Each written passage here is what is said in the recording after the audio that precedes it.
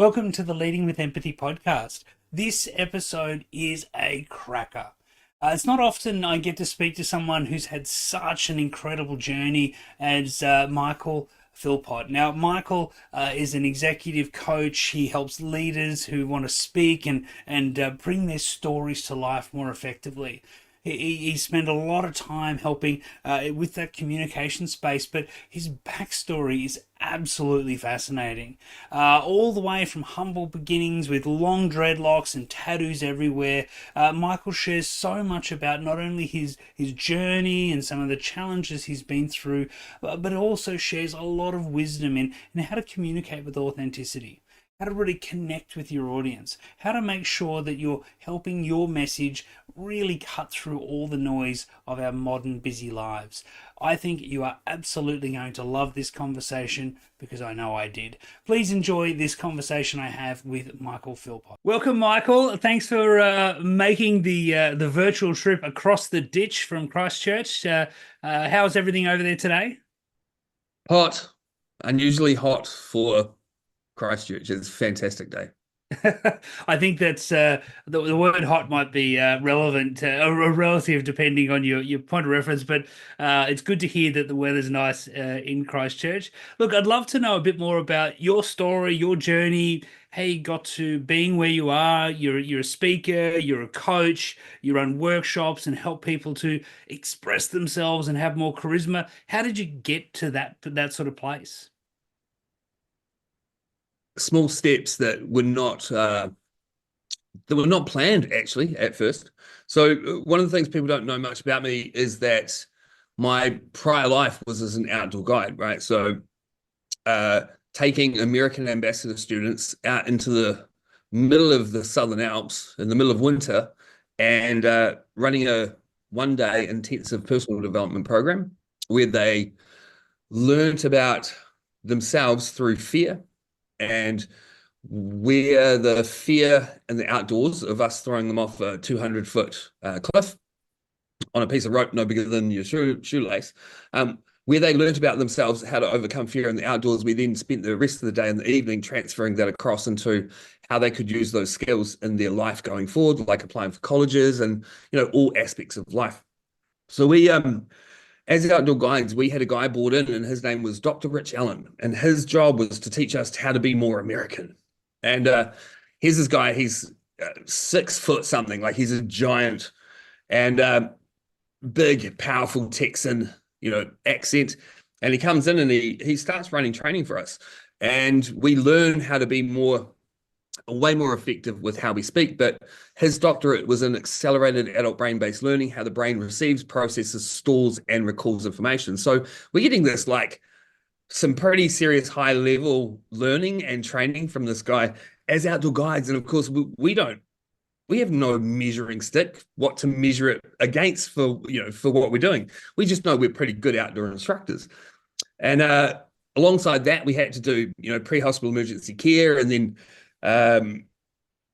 NLP basic, minimum practitioner level NLP, as well as our outdoor guiding qualifications. And what happened is I was having a talk with a woman who owned a boutique training and development business here in Christchurch. And she said, I think from what I've heard about the work you do, that you'd be really good with our corporate clients. And I'm like, you what? Sorry, what are they called? Corporate clients. Right. At this time, I've got like dreadlocks. I've got tattoos everywhere. I've got facial piercings and stuff. And the idea of going into corporate seemed really weird.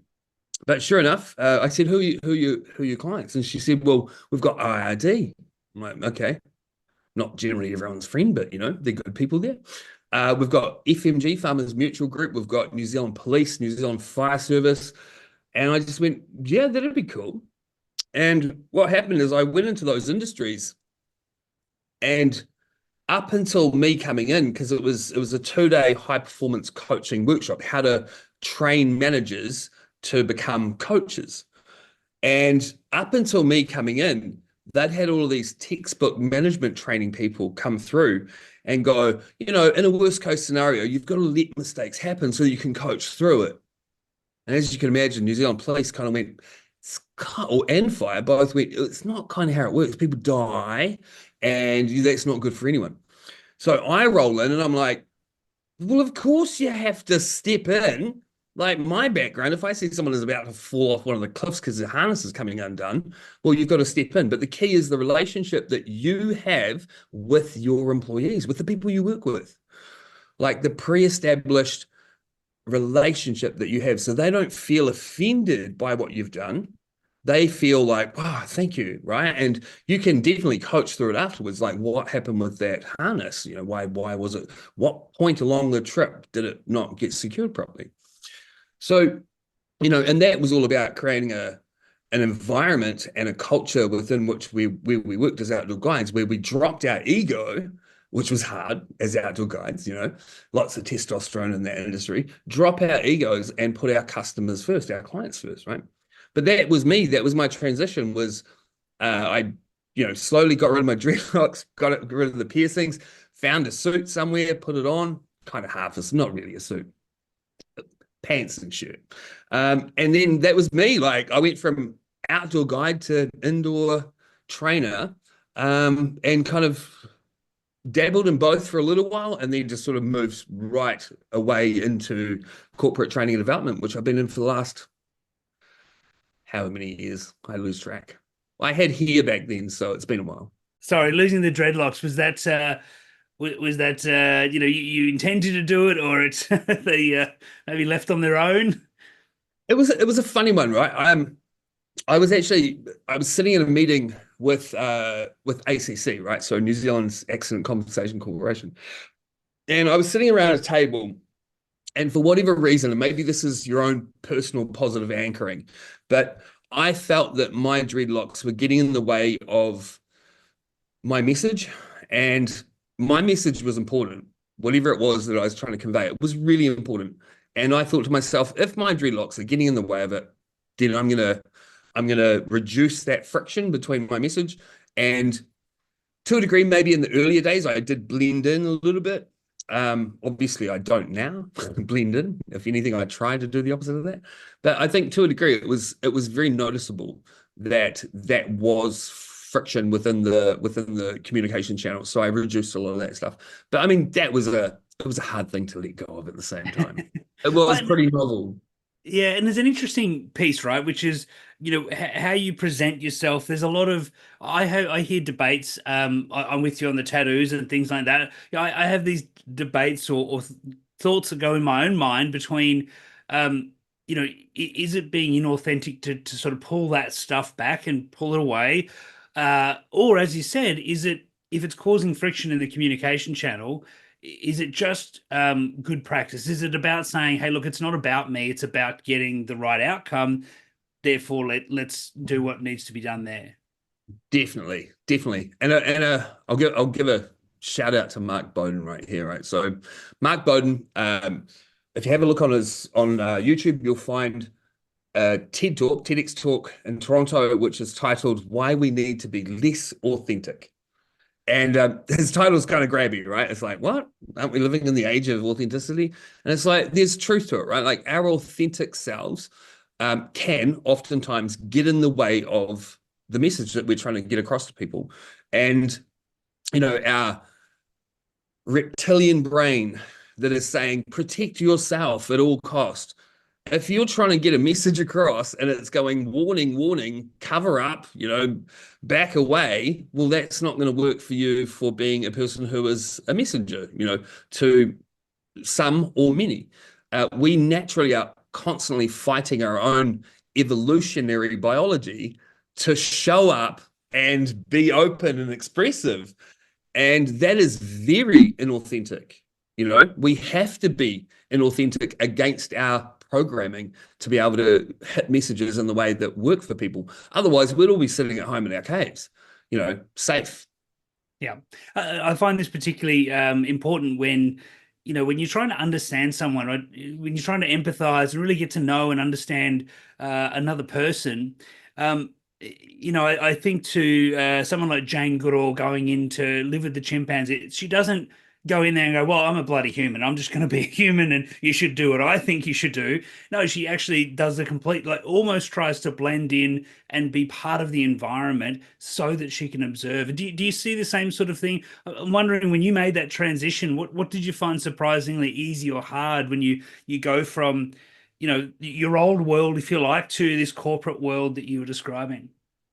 What I found interesting, most insightful, was at that time I didn't have hand tattoos, right? So, and I was at a state where I could put a collared shirt on and a jacket, and you didn't know that I was covered in tattoos at all. You just didn't know.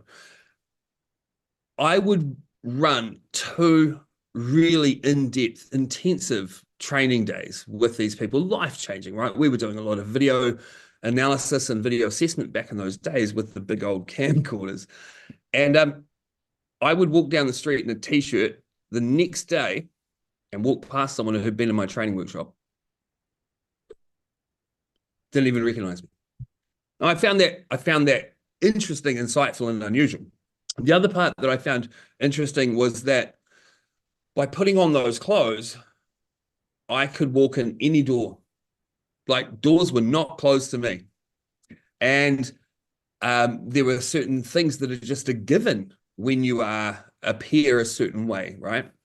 And I think, is it manipulative? Well, of course it is. But then our job, all of our jobs, if we're wanting to, change behavior, change attitudes, change belief, change the world, all of our jobs are to mold a person's way of thinking from what it is to something that is better for it.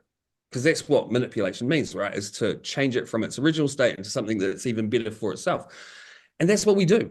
So if there are things that I or we need to do to make little subtle adjustments that help with that, by all means, then we should be doing it and not feeling inauthentic.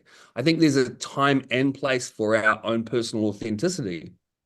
The only change that I've made since then is that as I've gotten older, I've come to terms with there are parts of me, right? So, growing up, I left school at 14 years old and I had to get special permission to leave school. I've now just become the first ever professor of practice in communications at the University of Canterbury. So it's like, well, that's quite interesting and insightful that that's achievable, right? And at some point along the way, I made this decision to go, I no longer want to hide the younger person who I was, who worked hard, like I worked on fishing boats when I left school. I worked in the freezing works. I worked in forestry. All the stuff I did was tactile, hands-on, laborious type stuff. And I just got to a point where it's like, I don't want to walk into a room now where I need to hide part of myself, because I believe that part of myself is a strength. And that strength is I have a tendency, because of my life experiences, to be a little bit less judgmental of other people. So I think that's where I made a distinctive change. But that's in a time in the world where there was a lot of thought that went into it still. There was a lot of like, I'm really going to do this, right? Like, I'm going to put these stamps on my hands and this is permanent. These cannot be hidden. I think it's been at the right time, in history and society, when we are more, we are seeing, especially in New Zealand, you'll see on the news, face tattoos. We're seeing more of it, and it's more of a culture. It's a cultural expression. It's art, and it's creativity being lived and demonstrated. So I think there's a lot happening in this sphere, and to a degree, maybe the old school is having to move forward a little bit. And I think in a lot of the coaching work I do as well, it's actually assisting. I'll be helping young people to kind of be, a bit more confident in themselves, that they've got what they need already inside them. And then at the other end of the scale and spectrum with age, I'll be going, hey, you can just relax a bit, right? Like, you can chill out, because the world we live in now is a bit more chilled out. Yeah. Yeah. I think it's a really interesting sort of space, because, that I think we have to know when we're communicating with other people, when we're speaking to other people in any way, interacting in a workshop, or just bumping into them, like at a networking event or something, right? That as soon as you see them, talk to them, they see you, they have a whole bunch of assumptions they're using to make judgments of you instantly, unconsciously. and sometimes pretty severely. And you know, we have to be aware of that. Sometimes you'll hear people, I don't know what your thoughts are on unconscious bias and how do we train out our unconscious biases and things like that. But you know, I think it's that awareness that they exist is important. So what do you sort of, you know, when you're thinking about helping someone to go up and speak and they're terrified, they think what they've got to say is super important, but they don't know how to say it. What are some of the things you help them to think about around the audience, the assumptions, and how to lean into that messy, scary space, I guess? So there's some really cool stuff there, right? Unconscious bias. I love that conversation. Um, it can't be trained out of us. It's innate. It is part of that reptilian brain. And I know that there are stats out there. It's like a nanosecond that we make those judgments. And there's some really cool research around that they did on face symmetry of the face, and you know it was to do with the US elections. They could predict with very high accuracy based on facial features who would win elections. And they even tested it with school children, and the school children had to pick between a boat captain, who would be the better boat captain, just by showing two photos. And they picked the identical to what the elections actually outcomes were as well. So children do it too. The bias part being is that, yes, I agree totally with you. We have to acknowledge that they're there and then go, okay, I'm going to be doing this. That's cool. That's part of my self-protection mechanisms. But how do I then make sure that I'm rationally removing that part and going, yeah, but you know, we are all humans. The other part is with speakers for stage. So there are two parts to speakers for stage that I generally deal with. And it took me a long time to figure this out. For a long time, I thought it was fear, right? Like, what is the biggest thing that people are struggling with? And it's like, for speaking, it's like, it's fear. And it's like, well, kind of. What I've discovered is that, one, they lack skills. That's it. Right? Like a person who's been speaking for a long time has a series of skills that they've built. And those skills will be right through on how they craft their storylines, their scripting, how they structure their slide decks if they're using them, their PowerPoints, how they make sure that's all image-based, how they're using mirror neurons to affect and impact their audience, how they're structuring their time frames around how they speak, how they're using storyline narrative to keep an audience engaged, how they're removing formalities at the start and just getting into their content so that they know that there are content crack addicts out there who are just kind of like hungry for good, powerful information. And if you're competing with that against a phone and you're boring, batshit boring, then you're going to lose, right? So these are the things that people with skills know and have learned. And then there's the second part, which is preparation. So, you know, all of the other stuff that comes with like, oh, what's going on inside my head and what am I going to do? And what about the audience? It's like when good preparation is put in place with skills, what I've noticed is that people stop thinking about, well, themselves and start thinking about their audience more just by nature of preparation, right? So if you don't prepare, you're going to get up there and you're just going to wing it, and you're going to be very self-conscious, because the moment you step on stage and you haven't prepared enough, I don't know if you remember feeling it, but I definitely do. You step on stage and you're like, shit, I did not prepare enough. And like your body is like, for me, it's like pins and needles, like a tingling feeling in my body that just goes, yeah, you should have spent more time on this. And, you know, to a degree, there's an amount of like, I don't know, character that gets you through, but you come out at the end of it with a bit more sweat than normal, right? And you're like, I'm going to make sure I prepare better next time. So those are my two things with it, you know, because a lot of people do have that thought, you know, it will be imposter syndrome or phenomenon. You know, why should people listen to me? Generally, where I'm working, I'll be working at a C-suite level. So they've done a lot of speaking before. It's not that they're probably more so the imposter. For them, it's more so the and ironic that we've just been speaking about authentic, but it's actually being authentic, right? They've been institutionalized within the professional industry for so long that they've lost a piece of themselves that is actually the person we want to listen to. Yeah. Maybe, and touching on it from, you know, where you come from, maybe it's the empathy that's starting to get lost. Mm. A lot of the people I work with too, they'll have a full comms department who polish and prepare every word they say, and they're picking it up, going, okay, and they're reading it, and you can literally watch this like go over there, and it's like that's not good, right? Like you want to connect with your people if you're speaking internally to your organization, and you want to motivate change and drive emotions, and you're glassing over. No, you can't have that.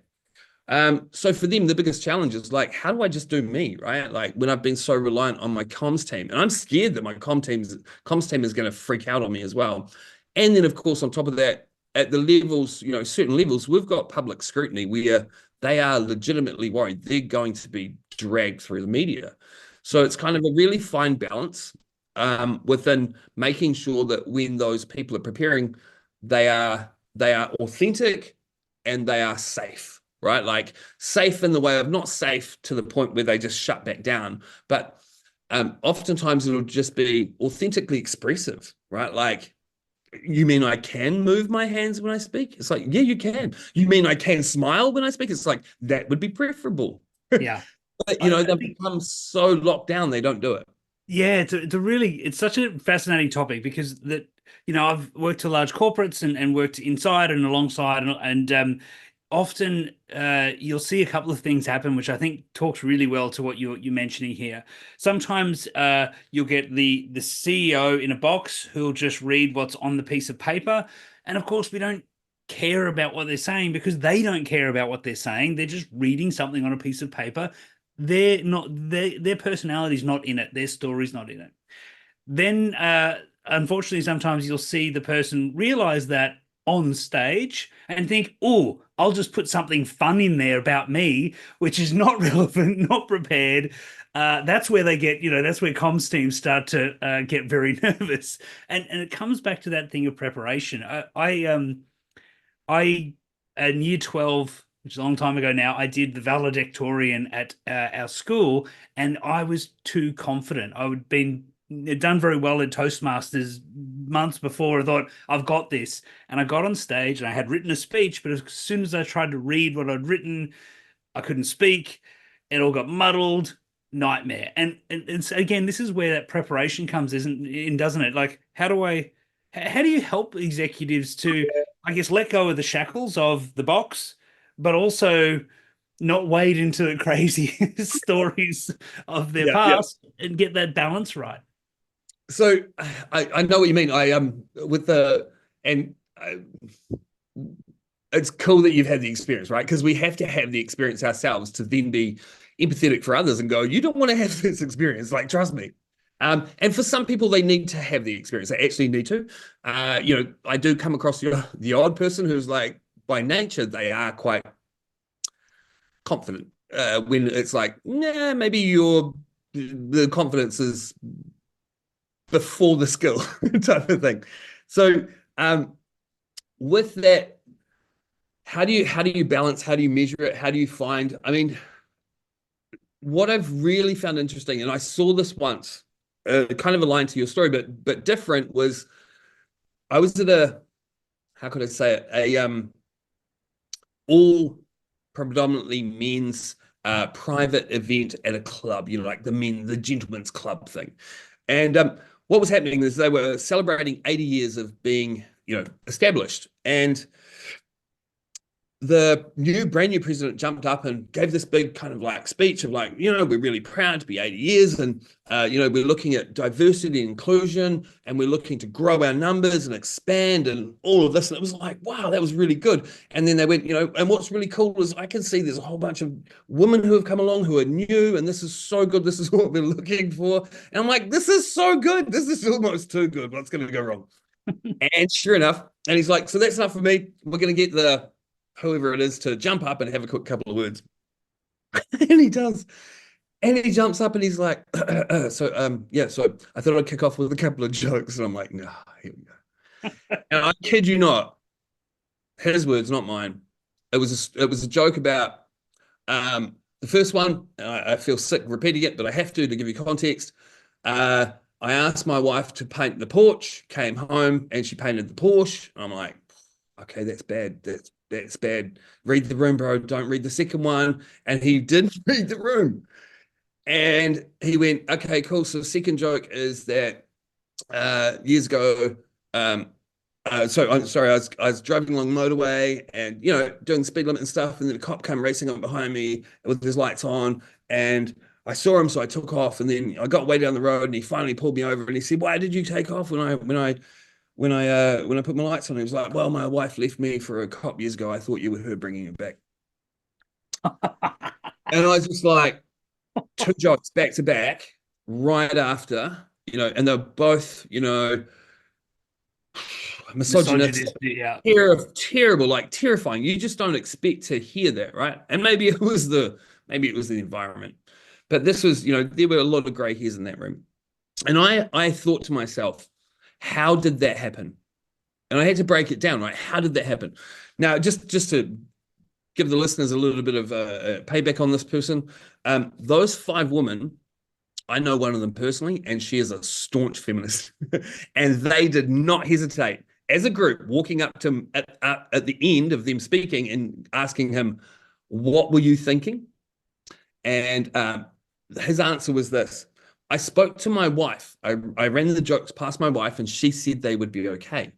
And they went, "Well, that's just a really good sign and proof of intergenerational misogyny." And he said, "What's that?" And they went, "Exactly." So what it is, and therein lies the answer to the question, which is, how do people do it? How does it happen? Now, we have a circle of influence, right? And we have our echo chambers. So if you go to your wife or your friends who are all misogynists and go, "How do you think this joke's going to go?" They're going to go, "It's going to be a blast." And that's why you don't go to your friends or your group. You have to go outside your group, outside the bubble, outside the echo chamber, to a coach, to a professional, to someone, anyone else outside of your circle of influence, and run your material past them and go, "Does this pass the you're a dickhead test?" Right? Like, because you just can't do that nowadays.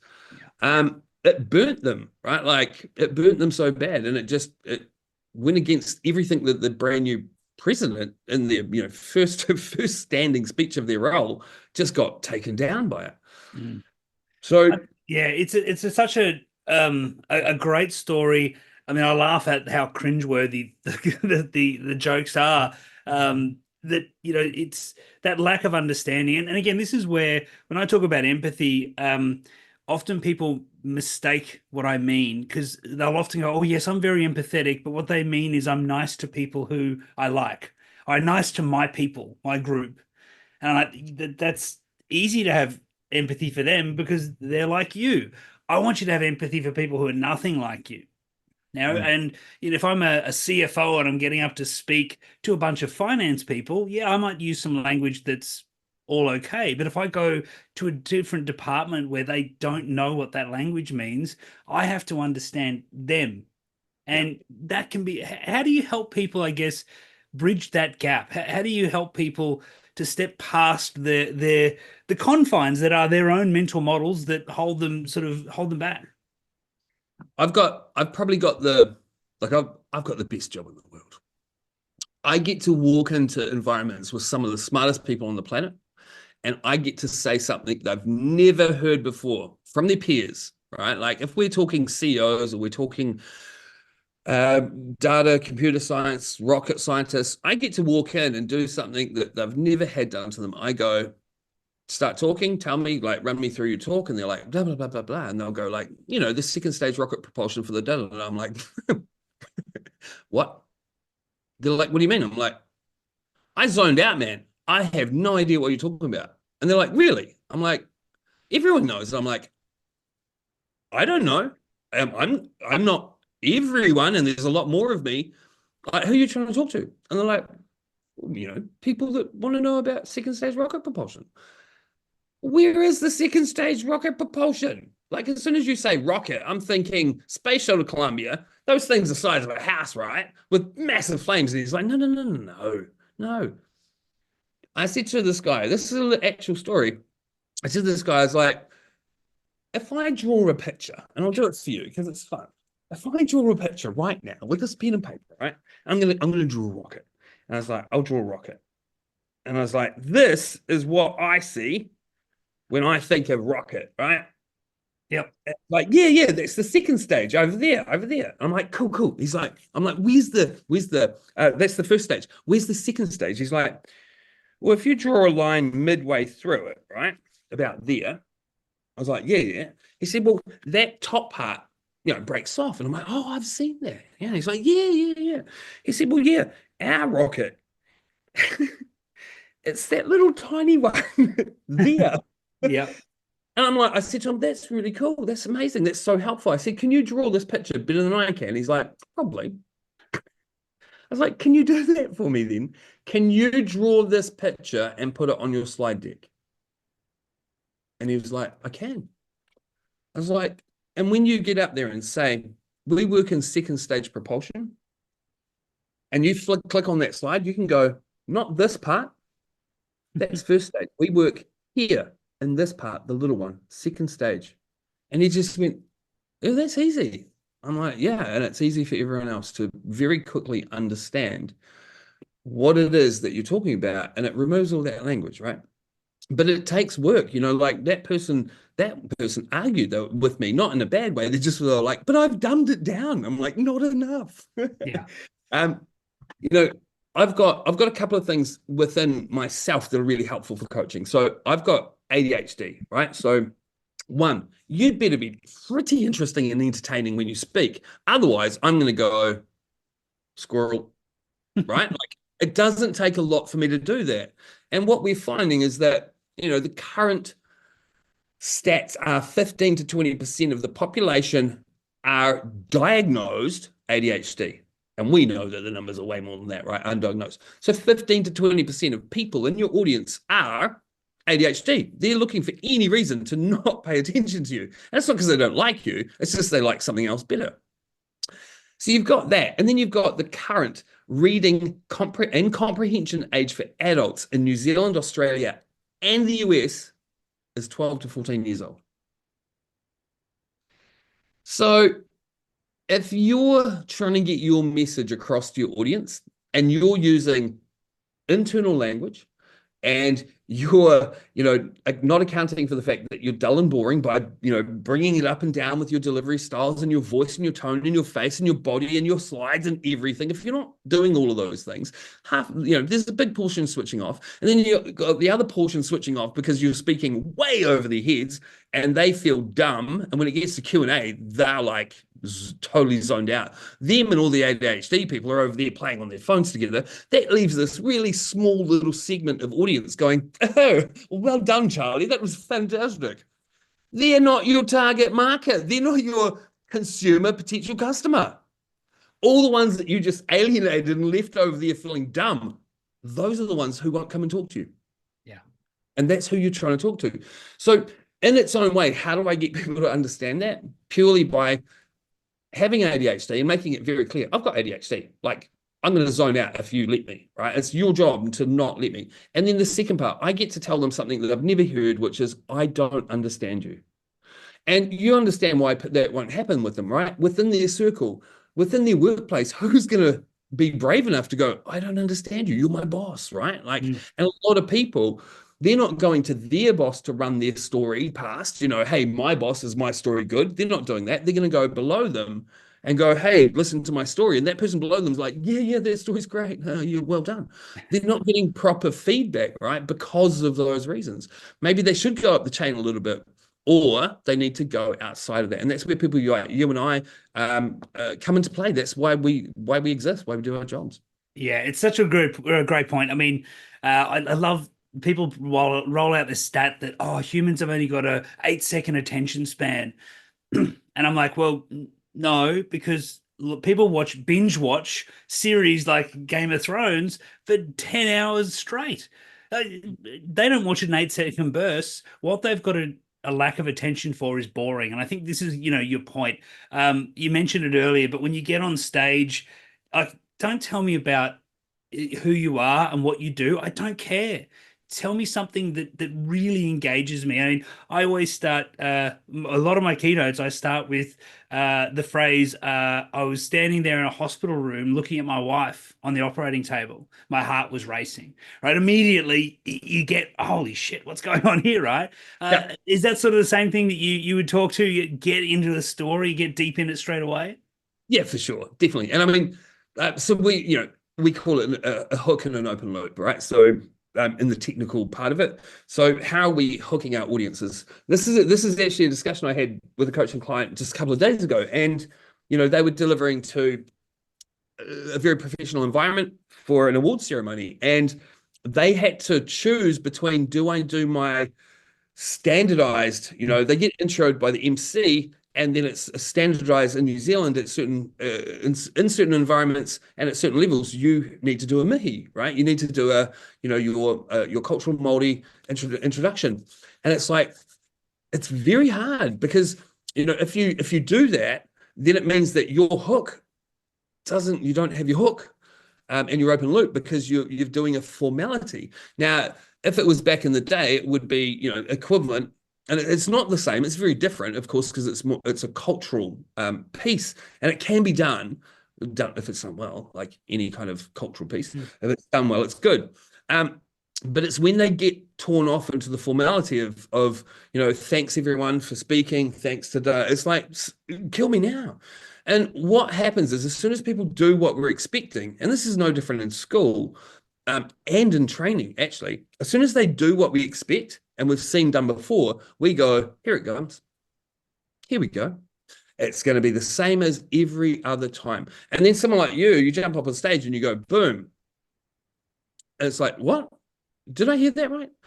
And we don't have the formality. We don't have that introduction. We just dive straight into it. And I mean, that's a classic TED, right? So, I'm the former speaker coach for TEDx Christchurch, and it's a classic lead-in. You have your MC who gives the brief overview, and then bang, you're into it. Imagine if we could, right? So you're first off, you're plastering images in people's brains, like an image, a visual image. So when you say, remembering my wife in hospital, it's like, we see hospital, we smell hospital, we know hospital. And you take us there within a few words. And that's what we're trying to do with people. We're trying to pull them away from where they are and take them somewhere quickly and effectively. A goldfish is 7 seconds for memory, apparently, and even that might be a bit short.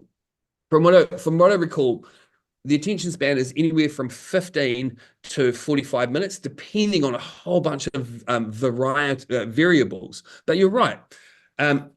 We binge watch Game of Thrones back to back to back to back to back, because TV has figured out how to keep us, how to capture us, I mean, Game of Thrones is a perfect example. 80 seasons. Wow. That's impressive for being able to hold people's attention. But look at what they had to do that, right? Like, if you look at what was in Game of Thrones, that was some pretty heavy stuff. And it went across such a broad range of topics and taboos and stuff to keep us there. And technically, as speakers, that's what we're kind of doing, right? We're taking them through all of these different things to hold them constantly. And then how do we take the narrative and turn it, because oftentimes we need to bring a little bit of us into it, but then we need to go us to build this is why I'm speaking about it, but let's make it about you real quick, right? So how do we do that without doing the checklist type of thing? And that is, I said, 2 things: skill, preparation. It's skill. That is the skill part of how do you craft out content that is that thoughtful. I don't know about you, but if I'm crafting a keynote, for example, we're looking at a minimum of 5 iterations, right? For a brand new 5 iterations. And given that I don't know, I came across this a while ago looking around how do you figure out how much time it takes to prepare? And universally amongst all the coaches that I know, speaker coaches, the agreed time frame minimum is for a really important talk, like a TED talk, or a really moving talk or important talk. We need to have, and a lot of people will be relieved at this, we just need 1 hour and 45 minutes to prepare. And it's like an hour for every minute of content, right? So if you've got a 10-minute talk, then you've got 10 hours to prepare for your script writing and the development of your slides, of your PowerPoints. And then you've got 45 minutes for every minute of delivery time. So for a 10-minute talk, you're looking at 17 and a half hours preparation minimum. Yeah. And I think this is a really important sort of thing to open up for people, because I'm sure you get it. I get it when I'm speaking quite a lot. Oh, how come, how do you do it? And it's a bit like, you ask someone who's very good ask Eric Clapton, how do you play the guitar? Can you just give me a couple of pointers and I should be right in a few minutes? And it's not true. There's so much that goes into, the stories, the when to create novelty, when to create relevance. How do you make the transition between novelty and relevance? Because if it's not relevant, they'll go, this is fun, but why am I listening to this? If it's just sitting in practical, they go, nice but boring. It's all of those different fluid sort of dynamics that are trained. And I think this is why, it's great for people who are thinking about speaking to have the ability to go and talk to someone like you, Michael, who can sort of sit back and go, okay, there's a lot in this. Let's break it down and start to help you. You're not going to be Jimi Hendrix at the end of this session, but let's get you through a few chords, getting you feeling more confident, more focused, those sorts of things. Yeah, totally, totally. And I mean, it makes sense, right? So there's the 10,000 hour rule, and I think it does apply to a degree. That we often make this mistake, and we look at someone who does something really well, and we cannot bridge the gap between how they're doing it well and the amount of time and effort and energy that went into it, right? To get to where they are, because people make it look like magic. It's like, wow, it's like magic. Look at what you do. It's magic. And I often make, that is kind of the piece I love about speaking. It's literally, it's magic, right? We can change, we can do stuff. We can literally put images in other people's brains with words. That is incredible, incredibly powerful, but it's a built skill. Oftentimes I'll say to people, when it comes to, building, like if you're starting to build something, well, you're going to want to do it in small chunks, right? So let's say that you craft a 2-minute piece. It's going to take you a good few hours to build it out and make it amazing. Start using that 2-minute piece wherever you can, right? And then build another 2-minute piece, and then another 2-minute piece. Holy, you've got 6 minutes. Wow, that's cool. You've now got 6 minutes. But that 6 minutes is very clear. It's clean. It's got your transitions. It's got your hook, your open loop, your closed loop, your all of the pieces, right? And it's beautiful. And then you build another 2 minutes and another. And then it gets to the point where people ask me the other question, which is, well, good speakers don't, they don't rehearse, they don't practice this, they don't write scripts. And I'm like, what speakers are you talking about? And not Henry, who does the bullet points, who ends up waffling today. It's like, but good speakers never have scripts. And it's like, yeah, the ones you're seeing, they've, taken years to refine word for word what you're hearing. I think I learned this when I traveled to the US, right? I followed Dr. Rich Allen for 6 years, New Zealand, Australia, Canada, and the US. And I watched him deliver the exact same presentation time and time and time again.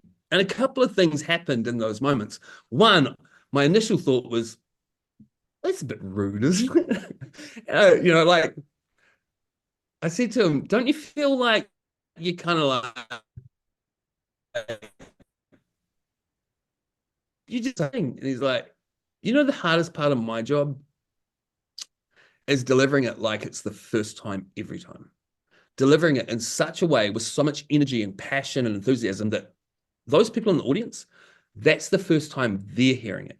And I have to respect that I've delivered it thousands of times, but I have to respect that they're hearing it for the first time. And all of my skill is actually the skill of crafting it is part of it, but the other skill is delivering it in a way that makes it feel for them like the first time I'm delivering it.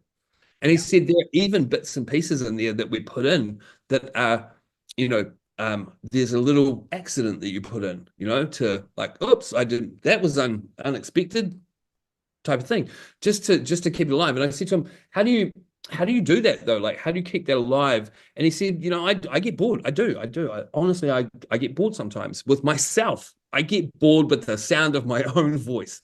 And any speaker will know that feeling. It's like, oh like I don't mind my voice, but come on. Um, he said, what I'll do, he said, I'll take a little slither out, a slither. I won't change the whole thing. That'd be a bad idea. I take a slither out and I go, I'm going to try this. I'm going to put this in. And he's like, ooh, this is fun. Right. And he's excited. I'm like, this is going to be fun. I can't wait to see what's going to happen. And he'll play it out and he'll do it. And he'll go, if it was awesome, better than what was there before, he'll keep it. And if it wasn't, he'll go out, back in. And I know that I'm good. Right. So there's a whole series and sequence of things, right? Like people do write scripts. We start off in small chunks and build on those chunks so that when people watch us and look at us, they're like, it's magic how you do it. But within magic, there are fallacies that come about too, which is, well, obviously you never wrote a script. It's like, of course we do. Oftentimes I'll say to people, when that debate comes about, I'm like, Ted, do you think that TED speakers just like jump up on stage and we have no idea what you're going to say, right? That's right. Go for it, man.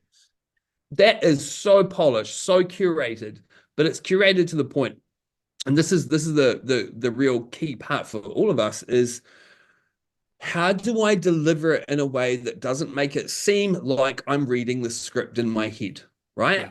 And this is where body and mind have to become one.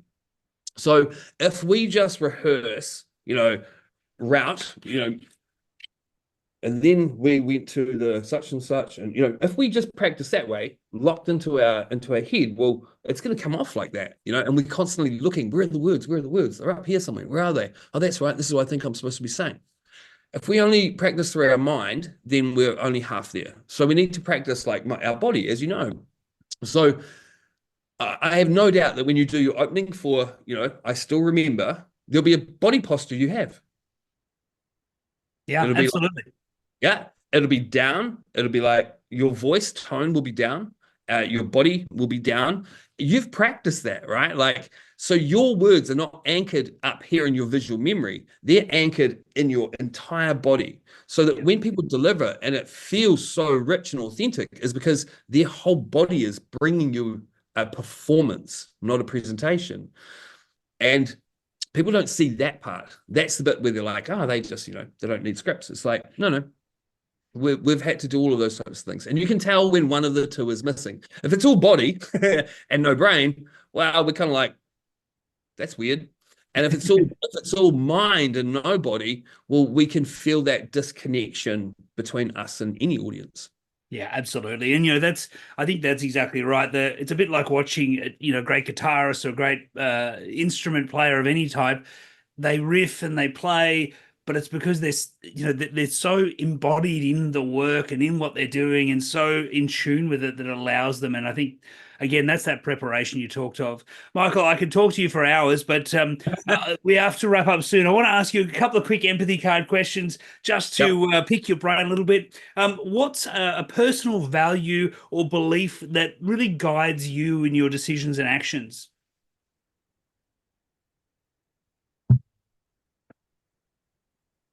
We have all the resources inside us that we need to succeed. However, it tends to be the last place we look. Oh, I love that. I love that. What advice would you go back and give your 10-year-old self?